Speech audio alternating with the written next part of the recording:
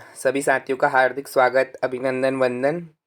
जितने भी साथी ये वीडियो देख रहे हैं, तो सभी से मेरा एक निवेदन है, यदि आप वीडियो देख रहे हैं, साहित्य शास्त्र में जो भी प्रश्न पूछे जाते हैं, महत्वपूर्ण प्रश्न, उनको देखना चाहते हैं, पढ़ना चाहते हैं, पढ़ रहे हैं, तो बिल्कुल आप सभी से निवेदन है कि वीडियो में आगे बढ़ने से यदि आपने अभी तक चैनल को सब्सक्राइब नहीं किया है, कमेंट नहीं किया है, तो बिल्कुल सब्सक्राइब और कमेंट कर दीजिए। साथियों, बता दीजिए अपना अनुभव, कैसी लग रही है वीडियो, क्या कमी है। ठीक हो गया? बिल्कुल बताइएगा। आगे बढ़ने से पहले लाइक और सब्सक्राइब कर दीजिए। तो साथियों, आज हम लेके आए हैं प्रश्न श्रृंखला, प्रश्नोत्तर बिना विकल्प के। विकल्प में समय को बर्बाद न करते हुए आगे बढ़ने का प्रयास करते हैं। देखो, जैसे कि मैंने प्रथम में ही दिखाया है, वीडियो के प्रथम में ही ये सब कुछ लगा दिया है कि मैं क्या प्रश्न पूछने वाला हूँ। देखो, कस्य ग्रंथस्य ना अपरम नाम काव्यालोकः। काव्यालोक, काव्य का आलोक किसे कहते हैं? ध्वन्यालोकस्य, ध्वन्यालोकस्य परम नाम काव्यालोकः। काव्यालोक किसे कहते हैं? ये प्रश्न आपसे पूछा जाता है। आप C TET, TET, NET, JRF, जहाँ भी साहित्य संस्कृत पूछी जाती है, वहाँ आपसे जरूर पूछा जाएगा। इन प्रश्नों में से प्रश्न आएगा ही आएगा, या फिर आया ही आया है। आप कोई भी प्रश्न उठा के देख लीजिए। तो साथियों, आगे बढ़ते हैं। देखो, बिल्कुल मैंने आज के प्रश्नोत्तर लेके आया हूँ। देखो सारे, देखो मैंने लिखा भी है, नेट, जीआरएफ आदि। अभी नहीं साथियों तो कभी नहीं। बिल्कुल, यदि आप आज नहीं पढ़ेंगे ना, ये वीडियो आपने नहीं देखी तो समझ लो आपने कुछ नहीं देखा। ये वीडियो, ये देखो, नेट, जेआरएफ, टीजीडी आदि संस्कृत साहित्य से महत्वपूर्ण प्रश्नोत्तर, बहुत ही महत्वपूर्ण प्रश्नोत्तर हैं। आप देख सकते हैं कैसे कैसे महत्वपूर्ण प्रश्नोत्तर हैं। साहित्य शास्त्र, बिल्कुल अभी नहीं तो कभी नहीं। अभी नहीं देखी तो कभी नहीं देखी। तो चलिए साथियों, वीडियो को शुरू करते हैं। प्रश्नों को मैं आपसे पूछता हूँ, और आप ये बताइएगा कि आप कितने प्रश्न जानते थे। ठीक है साथी, तो आगे बढ़ते हैं।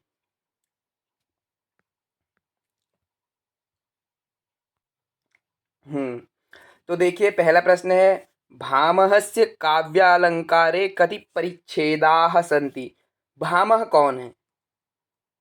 अलंकार संप्रदाय के प्रवर्तक कौन है? तो उनका नाम है भामह। काव्यालंकार, ये इनका ग्रंथ है काव्यालंकार। उसमें कितने परिच्छेद हैं? कति परिच्छेदाः सन्ति? 60 परिच्छेदाः सन्ति। भामहस्य काव्यालंकारे कति अलंकाराः प्रतिपादिताः? भामहेन कति अलंकाराः प्रतिपादिताः? 38। अस्तु, भामह विवरणम् इति काव्यालंकारस्य व्याख्यानं केन रचितम्? भट्टोट्ठेन। काव्यादर्शस्य रचयिता कः? दण्डी। अस्तु, काव्यालक्षणरत्नस्त्री इति व्याख्यानं कस्य ग्रन्थस्य वर्तते? काव्यादर्शस्य। काव्यादर्श कस्य रचना अस्ति? दण्डी, पूर्वमेव उक्तम्। अस्तु, काव्यादर्शनस्य मार्जनव्याख्या केन प्रणीता? हरिनाथेन।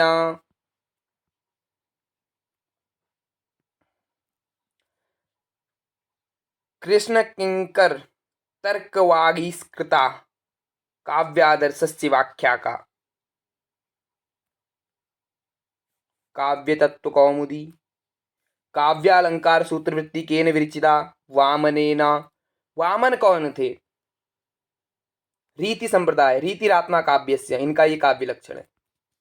क्या कहते हैं? रीति संप्रदाय के प्रवर्तक हैं। कहते हैं कि रीति ही काव्य की आत्मा है। रीतिरात्मा काव्यस्य, रीति ही काव्य की आत्मा है। इससे पहले इनका खंडन विश्वनाथ जी ने कैसे किया है, ये मैंने बताया है प्रथम परिच्छेद में साहित्य दर्पण की वीडियो में, तो उसको वहां से देख लीजिएगा। उसके बाद देखो, काव्य अलंकार सूत्रवृत्ति किसकी है? ये इनकी रचना है, जिसमें इन्होंने कहा है रीतिरात्मा काव्यस्य, और ये रीति संप्रदाय के प्रवर्तक भी आचार्य हैं। इतना ध्यान रखिएगा। आगे बढ़ते हैं। काव्यालंकार सूत्रवृत्तौ कति अधिकरणानि सन्ति? 5। कितने अधिकरण है? 5।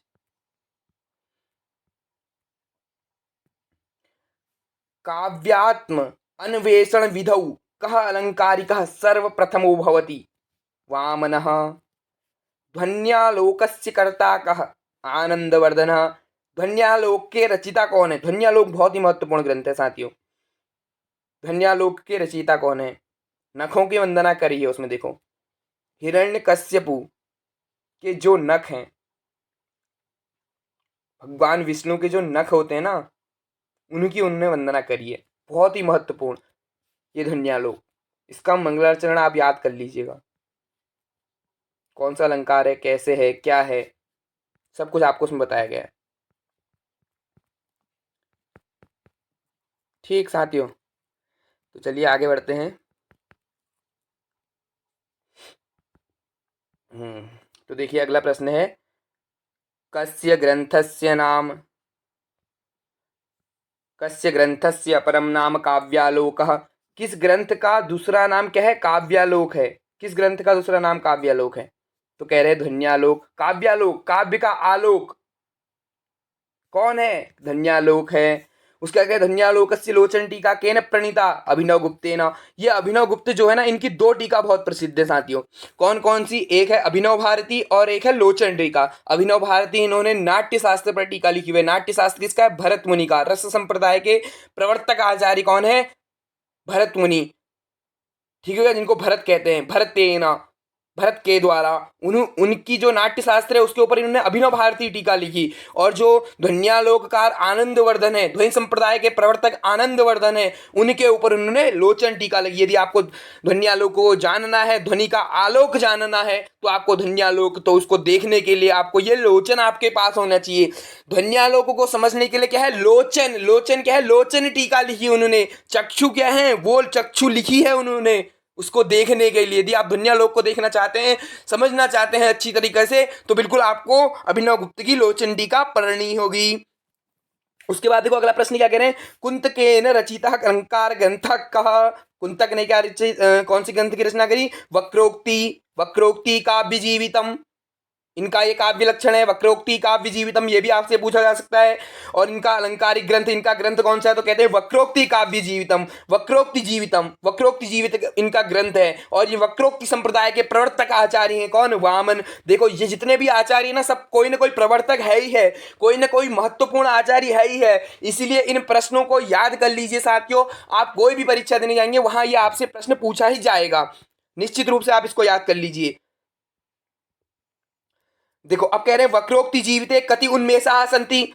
वक्रोक्ति जीवित जो कुंतक का वक्रोक्ति जीवितम ग्रंथ है, इसमें कितने उन्मेष हैं? तो कह रहे हैं 4 उन्मेष हैं। औचित्य विचार चर्चा किसकी है? क्षेमेंद्र। औचित्य संप्रदाय के प्रवर्तक कौन है? क्षेमेंद्र। औचित्यम रसिद्यस्य स्थितम काव्यस्य जीवितम, ये केनोक्तम? कस्य काव्य लक्षणम? क्षेमेंद्रस्य। क्षेमेंद्रेण उक्तम। केन प्रणीता, केन रचिता? किसने इसकी रचना करी औचित्य विचार चर्चा की? तो कह रहे हैं क्षेमेंद्र ने इनकी रचना करी। और ये औचित्य संप्रदाय के प्रवर्तक हैं। साहित्य में जो 6 संप्रदाय हैं, उनके प्रवर्तक आचार्यों के नाम आपको पता होने चाहिए। और उनका काव्य लक्षण क्या है, ये भी आपको पता होना चाहिए। और कौन से संप्रदाय के प्रवर्तक हैं, ये तो आपको पता होना ही चाहिए। उनका काव्य लक्षण, उनका ग्रंथ कौन सा है, ये महत्वपूर्ण प्रश्न है साहित्य शास्त्र में। और कहते हैं महिम भट्ट अलंकार ग्रंथ कहा व्यक्ति विवेक। व्यक्ति विवेक किसकी है? महिम भट्ट की। व्यक्ति विवेक महिम भट्टे ने कस्य खंडनम कृतम। व्यक्ति विवेक में महिम भट्ट ने किसका खंडन किया है? ध्वनि। ध्वनि में का खंडन क्या है? जब आप ध्वनि का वहां पढ़ोगे ना ध्वन्यालोक, तो वहां आचार्य आनंदवर्धन जी क्या करते हैं? इनका मत रखते हैं। किनका? ये अभाववादियों का, भाक्तवादियों का, अनिर्वचनीयतावादियों का। तो उन्हीं में से एक है व्यक्ति विवेककार महिम भट्ट, जिन्होंने किसका खंडन किया है? ध्वनि का खंडन किया है। वो कहते हैं ना, काव्यस्यात्मा ध्वनि रीति बुधैर यह समम नाथ पूर्वम। इस श्लोक को देखिएगा, आपको सब मिल जाएगा कैसे खंडन किया है। वो भी इनका खंडन करते हैं अभाववादियों का, विश्वनाथ जी। बहुत ही सरल ढंग से करते हैं। और इतना विस्तृत वो अपना खंडन करते हैं उसमें इनके मतों का, कि आप सोच भी नहीं सकेंगे कि विश्वनाथ जी ऐसा भी कर सकते हैं। मैं आपको बता दूं कि वो क्या कहते हैं। देखो,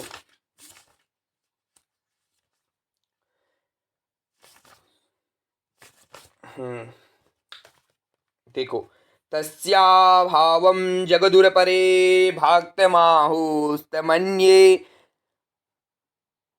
आचार्य आनन्दवर्धनेन ध्वन्यालोकनामाभिधोऽयं ग्रन्थे ध्वनितत्त्वस्य सुविस्तृतं विवेचनं कृतं। परञ्च तस्य खण्डनपक्षे बहवः आचार्याः विद्वांसः तस्मिन् समये अग्रेसराः आसन्। ते विद्वांसः बहुभिः प्रकारैः यत्नं कृतवन्तासन् यत् केनापि प्रकारेण अस्य चमत्कृतिप्राणस्य ध्वनितत्त्वस्य स्थापना न भवेत्। अर्थात जो उनके विरोधी थे वो बहु भी प्रकार यत्नम कृतवन्तासन, बहु प्रकार से यत्न करते थे, प्रयत्न करते थे कि केनापि प्रकारेण किसी भी प्रकार से क्या ध्वनि तत्व की, इस ध्वनि तत्व की स्थापना न भवेत्, नहीं होनी चाहिए। अतः ध्वनिकार महोदयस्य कृते प्रथमम आवश्यकता आसीत् यत् सर्वप्रथमं तेभ्यः ध्वनि विरोधीभ्यः अयम आचार्य यथोचितम उत्तरम दद्यात्। इसीलिए क्या था, मैं आपको संस्कृत के साथ साथ हिंदी व्याख्या भी बता देता हूँ, हिंदी में भी उनके बारे में बता देता हूँ कि ध्वनिकार महोदय के लिए सर्वप्रथम उनका यह कार्य था कि ध्वनि जो उनके जो ध्वनि विरोधी आचार्य हैं उनका वो यथोचित उत्तर दें।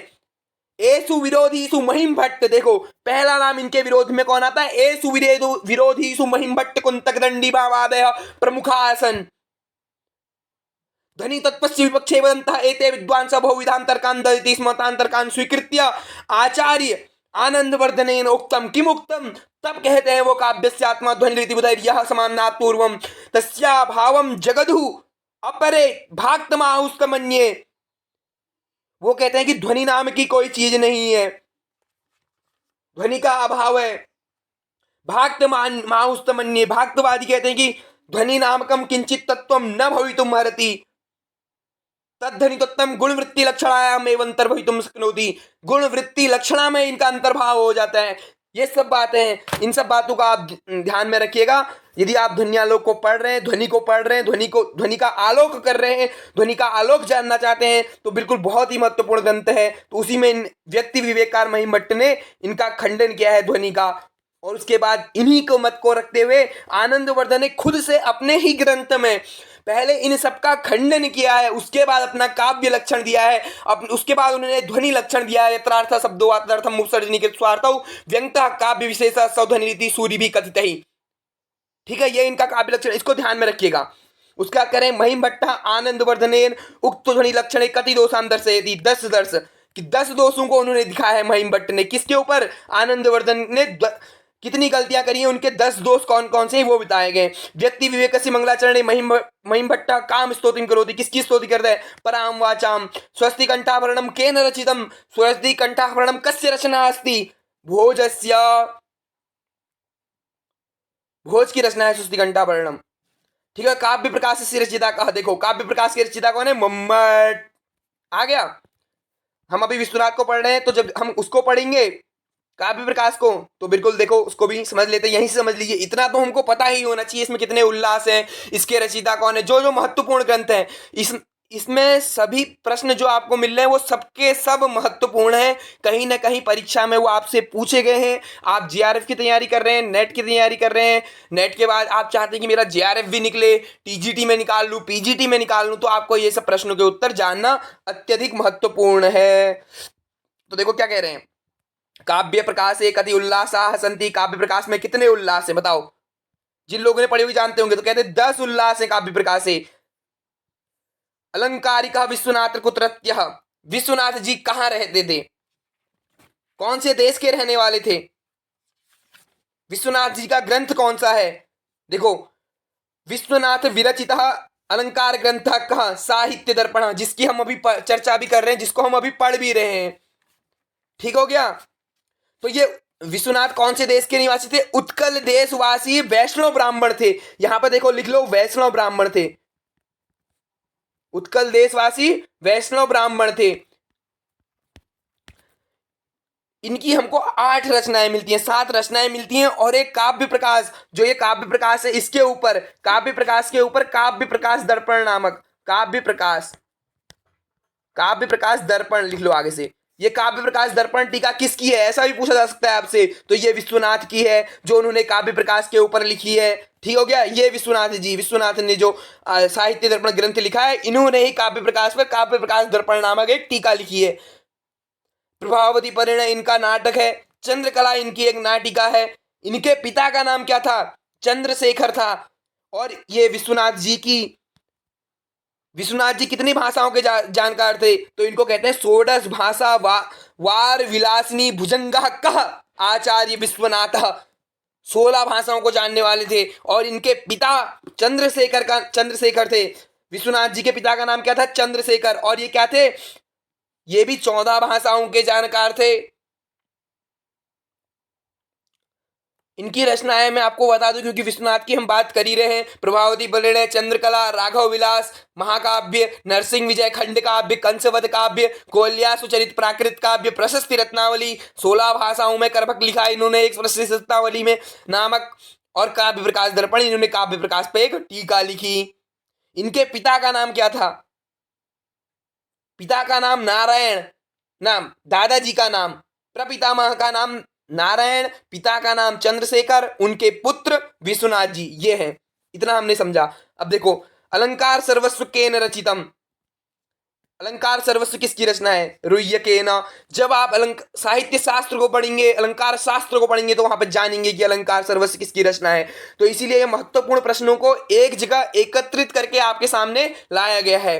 तो बिल्कुल इनको जान लीजिए, समझ लीजिए, आपसे कहीं ना कहीं ये पूछे जाएंगे। उसके बाद कह रहे हैं प्रताप रुद्र यशो भूषणम इति अलंकार ग्रंथ केन विरचितः।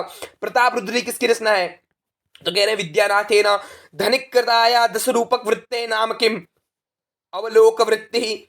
धनिक धनंजय, धनंजय ने कौन सी टीका लिखी? धनंजय ने कौन सी किताब लिखी? 10 रूपक किसकी है? तो धनंजय। 10 रूपक। धनिक धनंजय ये दो भाई थे। धनिक ने क्या लिखी? अवलोक वृत्ति। 10 रूपक वृत्ते नाम किम। देखो आगे ना, धनंजय, धनंजय और धनिक का नाम आता है जब 10 रूपक की बात आती है। काव्यानुशासनम अग्रेसरामः। काव्यानुशासनम केन प्रणीतम। काव्यानुशासन किसकी रचना है? तो कह रहे हैं वाग्भट्टेन। वाग्भट्ट ने लिखी। भाव प्रकाश किसकी है? शारदातनय। जयदेव रचितः अलंकार ग्रंथः कः? चंद्रालोकः। चंद्रालोक ये किसकी रचना है? जयदेव की। बिल्कुल। एकावली केन विरचिता? विद्याधरेण। सभी याद कर लीजिए, साथ बहुत इंपोर्टेंट प्रश्न है। फिर कह रहे अलंकार कौस्तुभस्य रचयिता कः? कवि कर्णपुरः। अस्तु, कवि कर्णपुरः। कर्णपुर के बारे में पढ़ेंगे एक दिन। इनका नाम आपने शायद ही बहुत कम सुना होगा, तो बिल्कुल इनके बारे में पढ़ेंगे। मैं इनके बारे में आपको सारा, जितने भी कवि हैं, इनके कवियों के जीवन परिचय के बारे में एक दिन, सभी के बारे में, जिनके बारे में आप जानते ही नहीं होंगे। यदि आपसे मैं पूछ दूं कि अभी भट्टो दीक्षित को आप जानते होंगे, मध्य सिद्धांत कौमुदी नहीं, वैयाकरण सिद्धांत कौमुदी लिखी। मध्य सिद्धांत कौमुदी तो वरदाचार्य जी ने लिखी। ठीक हो गया। यदि हम वैयाकरण सिद्धांत भट्टो दीक्षित की बात करें, तो उनका भांजा कौन था? हरि दीक्षित कौन था? हरि दीक्षित के शिष्य जो थे नागेश भट्ट, वो कौन थे? पता था आपको? हरि दीक्षित के ही शिष्य है नागेश भट्ट। हरि दीक्षित कौन है? हरि दीक्षित भट्टो दीक्षित के पोता है। तो बिल्कुल आपको ये सब बातों को ध्यान रखना होगा। ठीक हो गया। तो इन सभी विषय के बारे में चर्चा करेंगे बाद में। तो कह रहे हैं चित्र मीमांसा कोल्यानंदो केन रचितो अप्पय दीक्षितेन। सिंह भूपाल रचिता अलंकार ग्रंथ कः? रसायन वसुधाकरम। ये किसकी रचना है? सिंह भूपालस्य। रस गंगाधर केन प्रणीतम? जगन्नाथेन। अत्यधिक महत्वपूर्ण ग्रंथोयम। उसके बाद कह रहे हैं काव्य प्रकाशस्य झलकी कर। देखो, झलकी कर टीका केन प्रणीता? भट्ट वामनाचार्येण वामन भट्टेन। काव्य प्रकाशे झलकी कर टीका केन प्रणीतम। ये प्रश्न आपसे कहीं भी पूछा सकता है, याद कर लीजिएगा। काव्य प्रकाशस्य दर्पण टीकायाः रचिता कः? विश्वनाथ। क्या इनके ग्रंथ? विश्वनाथ मैंने अभी कहा, देखो काव्य प्रकाश दर्पण।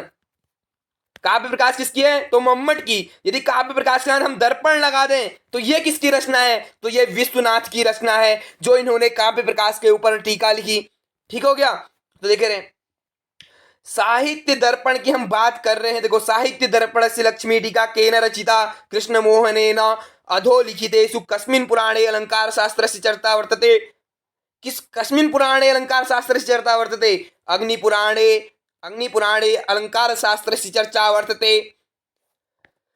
ठीक हो गया। अग्निपुराण में अलंकार शास्त्र की चर्चा की गई है। उसके बाद कह रहे अग्निपुराणस्य केषु अध्यायेषु अलंकार शास्त्रं मत चर्चा अस्ति? 336 से 346 तक।